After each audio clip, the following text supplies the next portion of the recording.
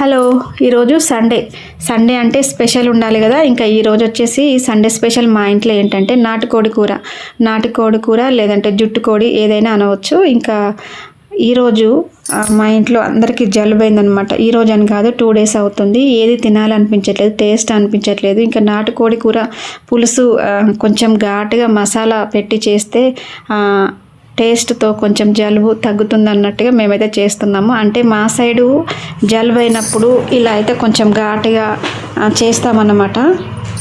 అందుకే ఈరోజు ఇలా చేస్తున్నాము. మొత్తానికైతే తీసుకురాగానే చికెన్ అయితే ఒక 3-4 సార్లు శుభ్రంగా కడిగి పక్కన పెట్టేశాను. దానికి కావాల్సినవన్నీ రెడీ చేశాను అనమాట. అంటే కొంచెం మసాలా దినుసులు, ఆనియన్స్, పచ్చిమిర్చి, టమాటా, కొత్తిమీర, పుదీనా అన్నీ రెడీ చేసి పక్కన పెట్టేశాను. ఇంకా స్టవ్ ఆన్ చేసి కుక్కర్ పెట్టేసి తగినంత ఆయిల్ వేసి అందులో మసాలా దినుసులు అయితే వేస్తున్నాము. తర్వాత ఒక 5 లేదా 6 పచ్చిమిరపకాయలు కూడా వేసి మంచిగా ఫ్రై కావాలి. తర్వాత ఆనియన్ ముక్కలు వేసి ఆనియన్స్, పచ్చిమిర్చి మంచి గోల్డెన్ బ్రౌన్ కలర్ వచ్చే వరకు ఫ్రై చేసుకోవాలి. జలుబు అయినప్పుడు మా సైడ్ అయితే ఇలాగే కొంచెం ఘాటుగా మసాలా వేసి చికెన్ పులుసు లేదంటే ఇంకా మటన్ హెడ్ తల ఉంటుంది కదా, మటన్ తలకాయ కూర అంటారు, అది కూడా ఇలా పులుసు పెట్టి చేస్తారన్నమాట. అలా చేసి తినడం వల్ల కొంచెం ఘాటుగా తినడం వల్ల జలుబు తగ్గుతుంది. మా సైడ్ అందరు ఇలాగే చేస్తారు, మా సైడ్ మా వాళ్ళు. అందుకే ఇంకా ఈరోజు సండే అయింది, మాకు కూడా తినాలనిపించి మా వారైతే ఇలా చేస్తున్నారనమాట. ఈరోజు తన స్టైల్లో తను వంట చేసేస్తున్నాడు. ఇంకా ఇందులో అల్లం వెల్లిగడ్డ పేస్ట్ వేసి పచ్చివాసన లేకుండా ఫ్రై అయిన తర్వాత పసుపు కూడా వేసి కలుపుకున్నాం. తర్వాత కొంచెం కొత్తిమీర, పుదీనా కలుపుకున్న తర్వాత ఇప్పుడు కడిగి పెట్టిన చికెన్ని ఇందులో అయితే యాడ్ చేసేస్తున్నాం. యాడ్ చేసిన తర్వాత కలిపి మొత్తం ఉడికించాలి.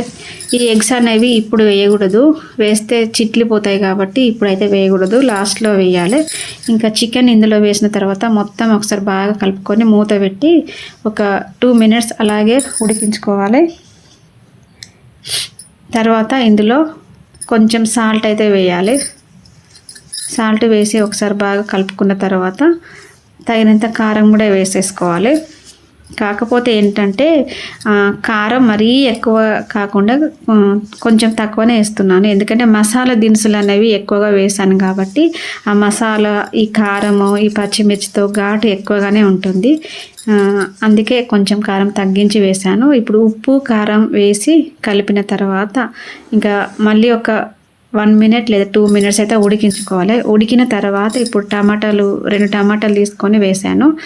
తర్వాత టమాటాలు వేసిన తర్వాత కూడా కొంచెం ఉడికించుకోవాలన్నమాట, ఎందుకంటే టమాటాలు అనేవి ఆయిల్లోనే ఉడికితే బాగుంటుంది కదా. ఇప్పుడు టమాటా కూడా ఉడికింది, చికెన్ టమాటా కొంచెం ఉడికింది. ఇప్పుడైతే మనకు కావలసినంత వాటర్ అయితే పోసుకోవాలన్నమాట. ఎసరు అంటే మనకు ఎంత కావాలో అంత చూసుకొని పోసుకోవాలి. ఇక్కడ నేనైతే ఒక పెద్ద చెంబు నిండా వాటర్ అయితే పోసాను అనమాట. అంటే చికెన్ మునిగేంత వరకు ఎసరు అయితే పోసి కలిపి మూత పెట్టేసినాను. అంటే మూత పెట్టేసిన తర్వాత దీనికి ఎక్కువగా విజిల్స్ పెట్టి ఉడికించుకోవాలి. అంటే ఇక్కడ నేనైతే 13 విజిల్స్ వచ్చే వరకు అయితే ఉడికించాను. ఎందుకంటే ముక్క అనేది గట్టిగా ఉంటుంది కాబట్టి 7-8 విజిల్స్ పెడితే అంతగా ఉడకదు. కాబట్టి నేను ఇక్కడ 12 లేదా 13 విజిల్స్ అయితే పెట్టవచ్చు. నేను ఇక్కడ 13 విజిల్స్ పెట్టి ఉడికించాను. ఇంకా ఉడికిన తర్వాత మనకు మిగిలిన ప్రాసెస్ ఉంది కదా, అంటే ఎగ్స్ అయితే మనం ఫస్ట్ వేయలే కాబట్టి ఎగ్స్ని యాడ్ చేసుకోవాలి. తర్వాత ఇంకా ధనియాల పొడి ఇవన్నీ యాడ్ చేసుకోవాలన్నమాట.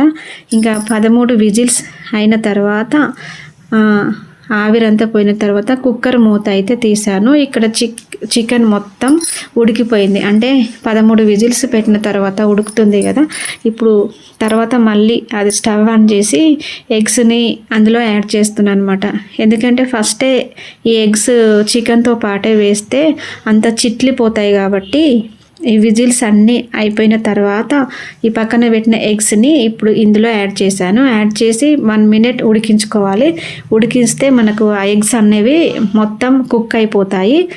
ఇప్పుడు ఇందులో మనకు కావలసిన ధనియాల పొడి తగినంత వేసుకోవచ్చు. ఆల్రెడీ మసాలా దినుసులు ఆయిల్లో వేసాం కాబట్టి నేను ఇక్కడ ఎక్కువ మసాలా అయితే యాడ్ చేయట్లేదు. 1 స్పూన్ వరకు ధనియాల పొడి వేసాను, అలాగే కొంచెం గరం మసాలా వేసాను. తర్వాత కొత్తిమీర పుదీనా కూడా వేసి మొత్తం ఒకసారి అయితే కలిపేస్తున్నాను. ఇంకా ఇక్కడ నాటుకోడి కూర అయితే రెడీ అయిపోయినట్టే. ఇందులో శనగలు కూడా వేసి చేయవచ్చు, కాకపోతే ఈరోజు మేము అలా ఏం చేయలేదు.